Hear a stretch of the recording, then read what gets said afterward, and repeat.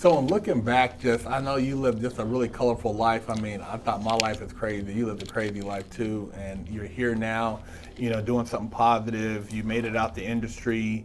You actually have a career, and you've raised, some great kids. What would you like to say, or what would you tell a younger version of China that's out there thinking she's getting it, she's in the IG model game, or she's trying to get into the adult game, or she's thinking she's fly and she's making it happen because she's getting the bag right now, but she's young. I mean, what would you tell her as far as looking back? I would tell the younger China to just love herself. Fuck the people that was around you that never gave you a hug that you lived with for years. Never told you I loved you your whole life. Learn to love yourself. So I will be that voice to you ladies. Learn to love yourself. Have self-respect. Know your self-worth. And guess what?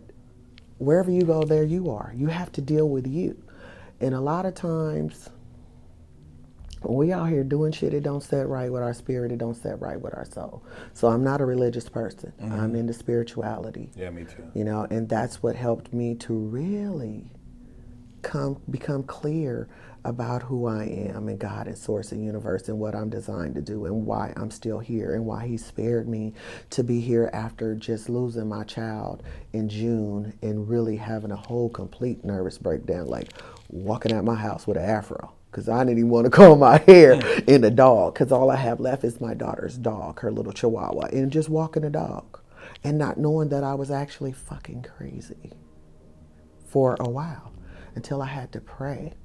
I had to meditate. I had to tell God to show me, what is all this about? Because the day after my daughter died, that Friday, the very next day, he's like my nephew, but he's my little cousin. His mom and me were raised together by my grandmother. He was shot in the back of the head.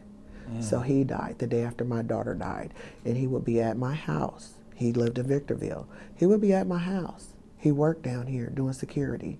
And he played semi-pro ball. And go back up there. He'd be like, Auntie, I'm leaving the keys. I'm going back up the hill. When I got the call about my daughter, Kailan was there.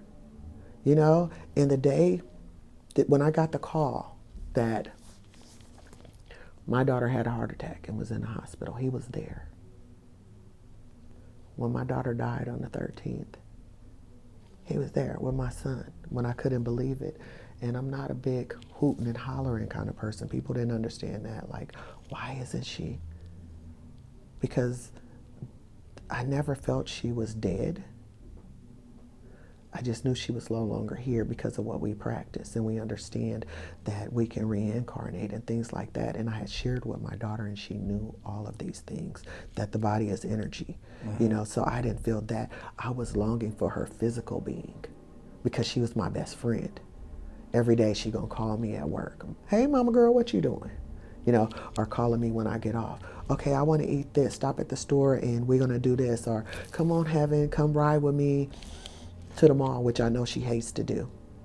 Well, if we're gonna do it, mama, let's just do it and get it over with. That was my other little tomboy, I got freaking electric wood saws. My daughter helped me build my mom's gate, her wood gate. And then we built our wood gate. She just was my little tomboy. She go hard with mommy just like I do. We ain't gonna think about we tired, Abby. It's 5 hours in now. We ain't gonna think about we tired till we done. That's just who she was. She was just like me. That was, like I said, my best friend. She checked on me every day. I love you every time we hang up. And I raised her to be a strong little girl, but my daughter also suffered from severe depression because she came out as being gay to me at 14, and she thought she was going to be a disappointment because she was the only girl from her dad and me. I don't give a shit. If you like it, I love it. Be what makes you feel okay inside, But she had been teased so much growing up in school being biracial, That's not your mom, She's too black, you're adopted, and you're the fattest, ugliest girl in school. Like, people were hard on my baby for a long time. And when I would tell her, say, Heaven, tell him to kiss your ass. Tell him, fuck you. Mom, I can't say that because I didn't raise them that way. But now it's time to fight. Yeah, come out, yeah. And that was one of her problems, trusting that, the world is Disneyland. I had to tell her, the world ain't Disneyland, It's Mama. ruthless. People ain't getting the love in a house that I'm giving you. So that's why these kids are being mean, Because I was raised in that way. And you don't want to force yourself to be friends with these people because it's not genuine. These kids are not genuine. They teasing you last week and then this week they're your friend because you did A, B, C, or D or lent them this or that or the other. That's not genuine, and you don't need them around. And that's one of the reasons my baby is not here. Trusting too much. Trusting in people. And I just would say to a lot of girls that's out here that's wanting to fit in and think it's cool to be liked by everybody or be the center of attention in the spotlight, the shit ain't worth it. Because the cost is your soul. And when I thought I was winning and making all this fucking money and who I say and when I say, I was sacrificing my soul. Sometimes the next day I couldn't even get up out the fucking bed. I was so depressed. I use protection, but it doesn't matter. It's transmission of energies. Yeah. You got all this money, you don't even want to get up and spend it. Yeah. Because your soul is not okay. And so that's what you're gonna fucking exchange.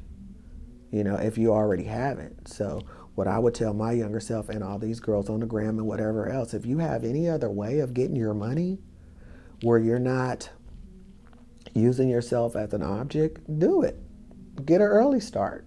Don't wait till your looks run out and then got to figure that shit out because it's going to happen. It's inevitable. It's inevitable. We're all going to get older, And I just think it's not worth your soul. I'll just say that. If you have a conscience, at some point it's going to get old. And you're like, I can't get up another day and do this shit. I can't fake it another day.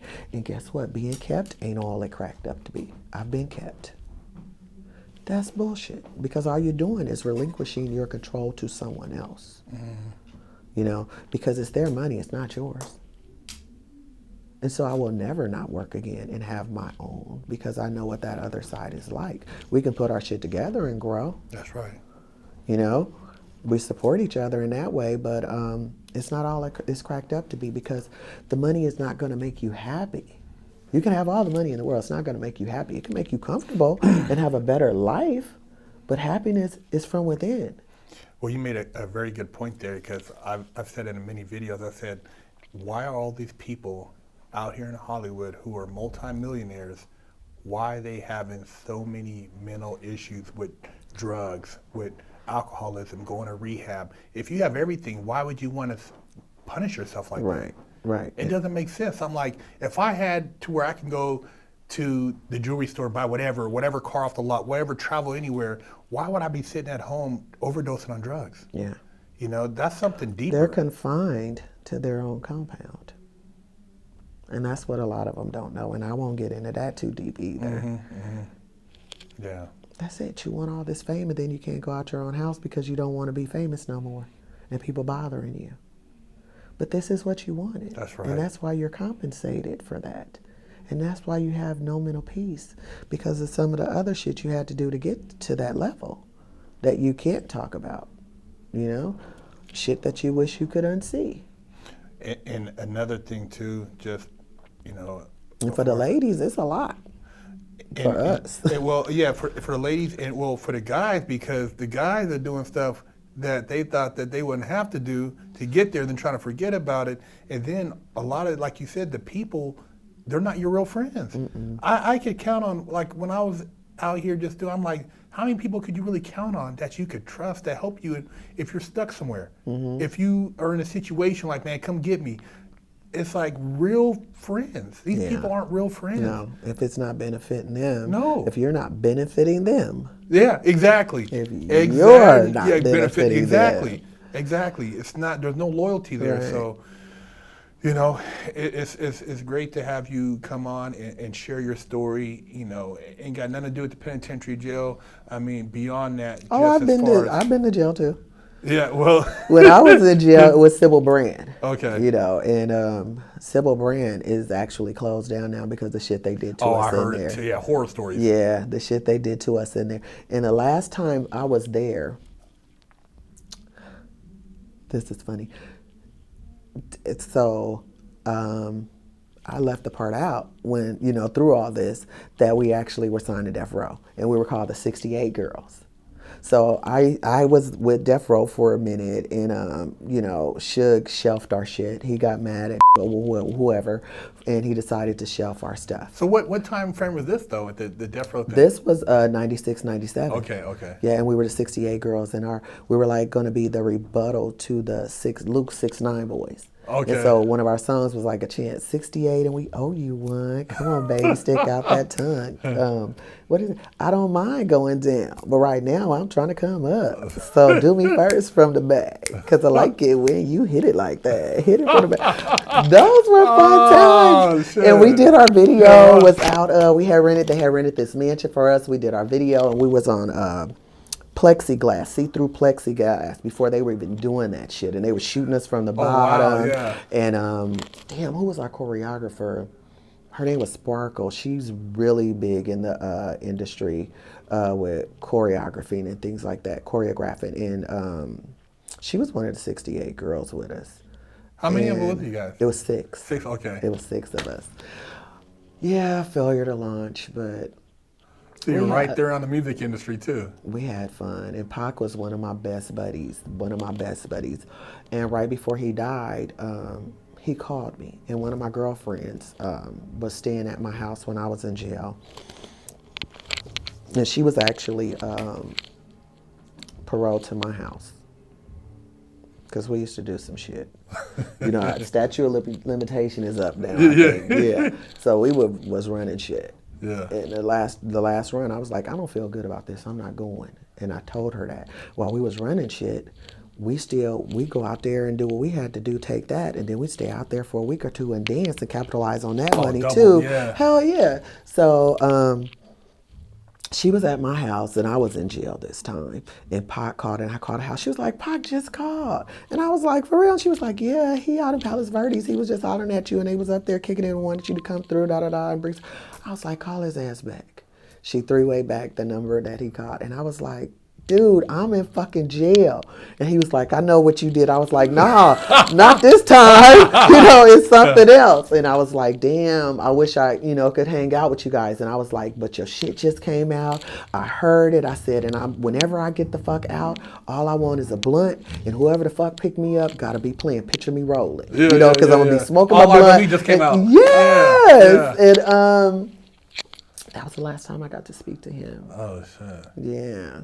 But I you know what, I can say that up until this point, I've really had a good run in life, and I wouldn't change any of it, because I don't think I would have gained the wisdom that I have now to help other people.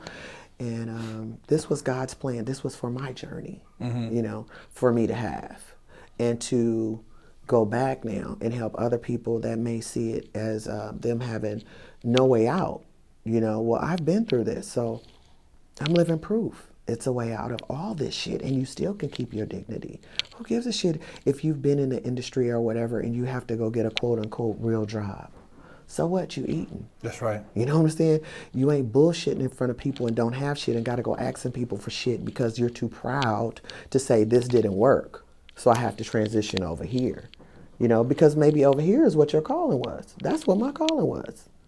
To help me understand and love my mom unconditionally now. Because there was a time that there was resentment, like, lady, I don't owe you shit. You didn't teach me shit. You beat the shit out of me. You stayed with somebody that was dysfunctional, and you kept me there with you guys, and then you chose your friends in the streets over me and gave me to your grandma, to your mom. And I have to understand that she did what she knew to do at that time. And she's changed her life in a lot of ways. She's not going to be perfect, and I still take her in doses, but that's my mother, and now I try to share things with her that I've learned and show her that there's a different way to do things, and that sometimes you got to unlearn some shit too. Just because you're the mom, just because you're older don't mean you know everything. And I tell my kids that just because we're parents don't mean we know everything. Just because we're parents don't mean that we're going to do the right things first. I would tell my kids, well, check on your dad. Why? He haven't. Check on your dad. It doesn't matter. That's your father. Maybe he's busy. Or, well, Mom, all he want to talk about is what we going to do, what we going to be. He doesn't want to know us as a person. It's still communication. He thinks that he's helping you guys, to make sure you're going to be farther ahead in life because he came from nothing much. And he wants you guys to be so much better than him. He doesn't know how to say it to you. But all that's saying is, I want the best for you and I love you. So Mom is the mediator to help bridge that gap. And then I talk to him and tell him, hey, they feel A, B, C, and D, because they want you to know them as people, not just what their career is going to be for everybody else, And, yeah, so. Well, I think it's just so cool because, when people think like, I've had some people, oh man, you were in the industry, and they actually look at you with a stigma, haven't been in the industry, but then if somebody raps about killing a murder, they're cool. So you're talking about like death is cool, but oh my God, you did porn. But I tell people, look, I'm transparent, I'm real. And that's what makes my platform what it is because I'm not in the closet. Right. I'm not like pretending to be this guy that blah, blah, blah. No, I've done all these things.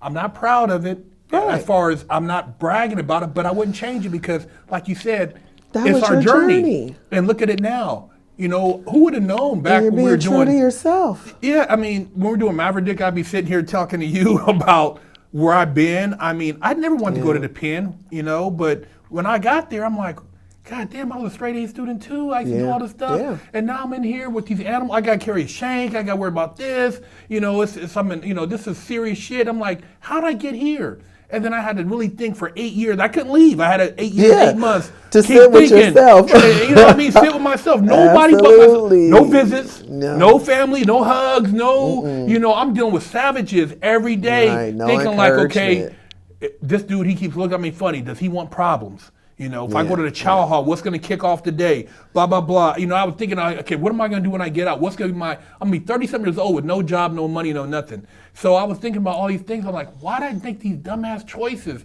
And so I was mad at myself. Right, you be mad at you. But I'm mad at myself because you got real, and it's accountability. Yeah, accountability. When we become accountable, we change our shit. That's it. I can't blame, black man, the government. Right. But nigga, you ran up there with a gun in the bank. You did all this. I did that. You know what I mean? So it was the energy. So I started really meditating like you did and getting into spirituality, reading a lot of stuff, and reprogram it and trying to find my soul. Like, what is my purpose? Is it this? It can't be the penitentiary, So I'm just glad we were able to reconnect through you having watched my Vice thing. You hit me like, hey, what's up? And I'm like, because, channel surfing. And I was like, that's my buddy. What the fuck? And then I was like, yeah, what? You did, well, okay, but you on the other side. And guess what? Yeah. I am too. Yeah. We made it out. We made it out. And that was our connection, that we made it out. We were both two smart people when we were in the game, and we would hang out, and I would tell you, hell no, go do this and that. You better tell them you want da da da da da. Yeah. And then he was like, you know what? I'm done with this shit. I'm finna go try the stock market and whatever, And I was like, good luck, because I know you better than this. And I've always encouraged you. Yeah. I'm the one that will punish myself before I will let somebody else punish them. And I've always been a sacrifice. Mm-hmm. And, I say that my daughter was a sacrifice for our family, and when one dies, two is set free. Yeah. So I just say my karmic debt got to be fucking paid off, because I've been paying that shit the last 10 years, and I know it. And right before this, last year, God, Source, Universe had told me, I heard it, that your karmic debt has been paid, my child. Because I've walked this way for so long now, the right way, and helping so many people and sowing seeds, that whatever I did when I was in the game, in the industry, in the music business, it's been forgiven. That's right. Because once you know better, you do better. You don't know what the fuck you don't know until you realize you don't know that shit. But when you become accountable and say, hey, this is all me. It's not you. It wasn't this. It wasn't my mom. It wasn't my daddy. It was choices I made because I thought this was going to make my life better. And I'm taking the power away from other people. But in turn, I just took that shit away and gave it to myself and gave myself permission to continue to hurt my fucking self. And then I said, no, well, you got to love you. God created you for so much more. Right. And it's not what other people say or what they think or how they make you feel. It's how you make you feel, inside out. Inside out, you know, and I'm glad that I didn't have to have the run in with all the drug use and stuff to hit rock bottom to figure that shit out. But my rock bottom was in other ways that some people still couldn't fucking handle that I made it through. Well, there's a lot of parallels there because my thing was I would never do drugs either because I seen how it destroyed my family and alcoholism, but then I was like money. Like, I got to get this money. That was your my drug of addiction. choice. Like, that was I my would drug be of up choice. all, yeah, I was just like, I got to make it happen. Yeah, Strategizing, trying to like, figure out shit. So, you know, it's just, you know, I'm glad our paths crossed, and it's like the same thing, like you said, with, you know, karmic energy and coming back and now putting out these messages. And I'm sure a lot of people are going to watch this. You know, I get like a lot of fans, you know, Herc, I got a daughter on drugs, I got my son doing this, or blah, blah, blah. And I'm like, you know, I just try to put a voice, and hopefully somehow it'll resonate and it'll be able to help somebody. Absolutely. So for sure, your interview, man, I'm so glad we were able to do this. That's Chyna Dahl. Great interview. Hope to have her back on some more collaborations. You guys make sure in the comments, you know, share your input. Hit us up at freshoutseries.com. And you guys, if you're out there dealing with some issues, struggling, man, hopefully this resonated with you and you can get the help you need. Big Herc 916, Fresh Out. Out.